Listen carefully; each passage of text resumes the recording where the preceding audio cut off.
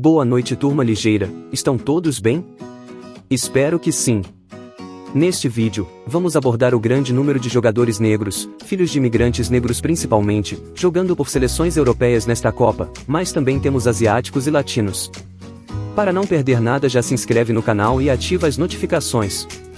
Seleções europeias, a exploração da mão de obra barata no futebol. Se não fossem os filhos de imigrantes, africanos, asiáticos e latinos, nem França, nem Inglaterra, nem Holanda e nem Suíça estariam onde estão hoje. Todas as seleções de países imperialistas, incluindo Estados Unidos e Canadá, possuem jogadores africanos que são uma das bases de sustentação de seu futebol decadente. A primeira e a segunda fase da Copa do Mundo terminou e o Brasil segue sendo o franco favorito, mesmo com seu time reserva tendo perdido para Camarões.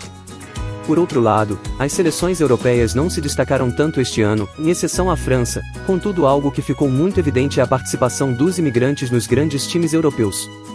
Em sua maioria africanos, tanto do norte, árabes e berberes, quanto da região subsaariana, são eles um fator essencial para elevar o futebol das nações imperialistas. É mais uma das formas de exploração dos países oprimidos. A presença de imigrantes e seus descendentes nas seleções europeias não é uma novidade.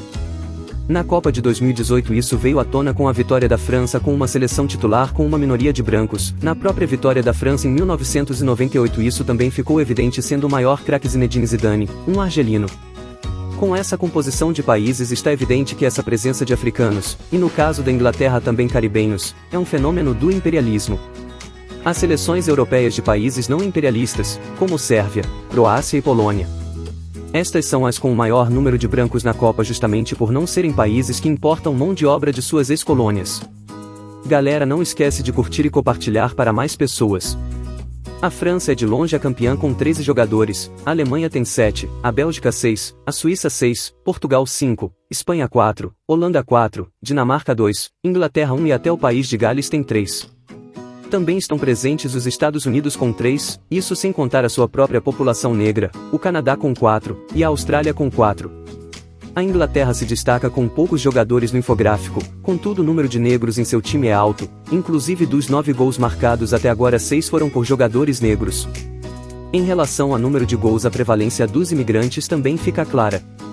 Até o dia 1 de dezembro, só 5 jogadores marcaram 3 gols, 4 de seleções europeias, Mbappé, Gaco, Rashford e Morata, destes apenas o último, espanhol, é branco.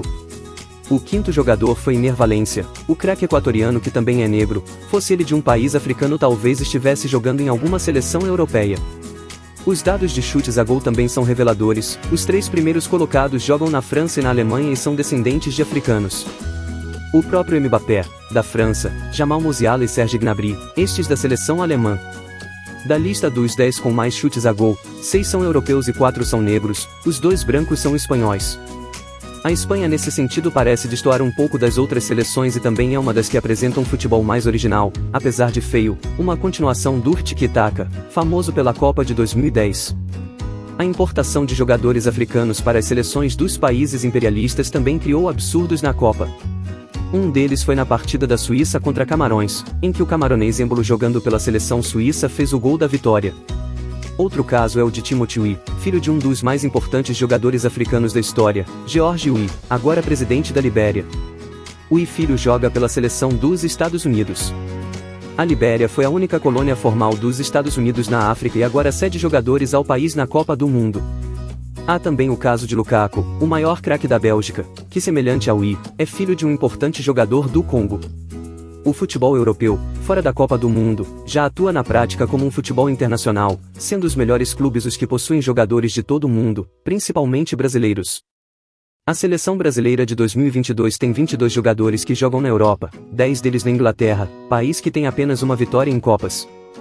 Outro dado é o dos prêmios de melhor jogador do mundo, o Bola de Ouro, controlado pelos franceses. À exceção de Cristiano Ronaldo, o último jogador de um país imperialista premiado foi Michael Owen em 2001. Esse fator também não pode ser ignorado pois eleva como um todo o nível do futebol europeu.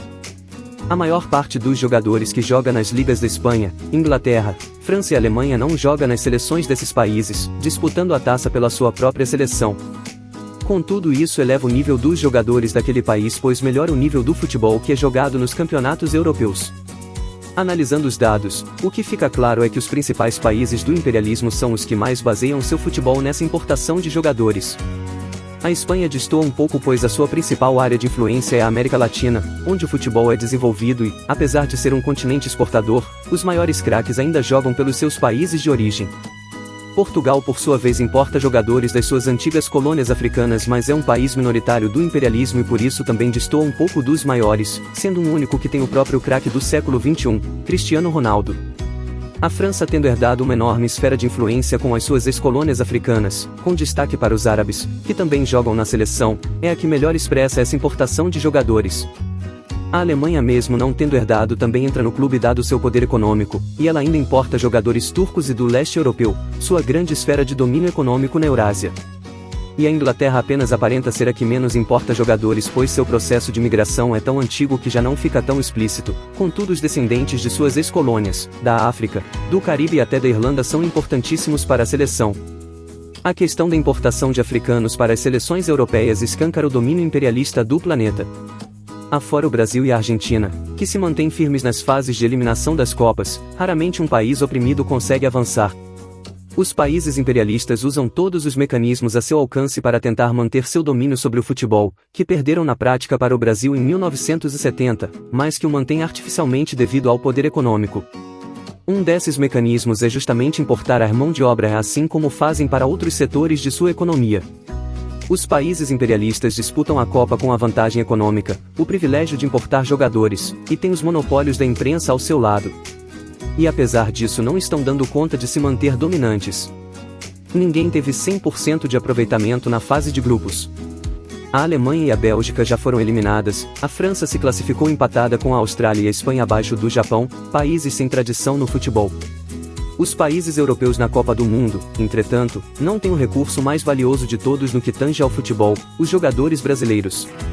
O Brasil tendo se tornado uma potência do futebol já na década de 1950 superando o futebol europeu na Copa de 1970 consegue prender os seus craques à seleção, mesmo que joguem em clubes de fora, porque o sonho de todo jogador brasileiro é jogar pela nossa seleção, precisamente por ela ser esse colosso futebolístico que faz as potências tremerem.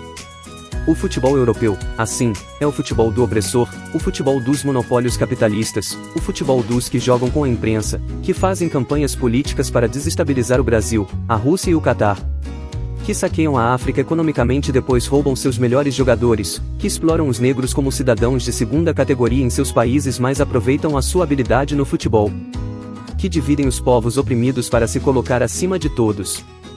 O futebol brasileiro é o oposto, é o futebol arte, é o futebol que ante a destruição do país não se diminui, mas se reergue sobre a força da classe operária e se reafirma como o melhor futebol do mundo. Galera ligeira, muito obrigado. Se inscrevam e ativem as notificações, curtam e compartilhem o vídeo e voltem sempre aqui.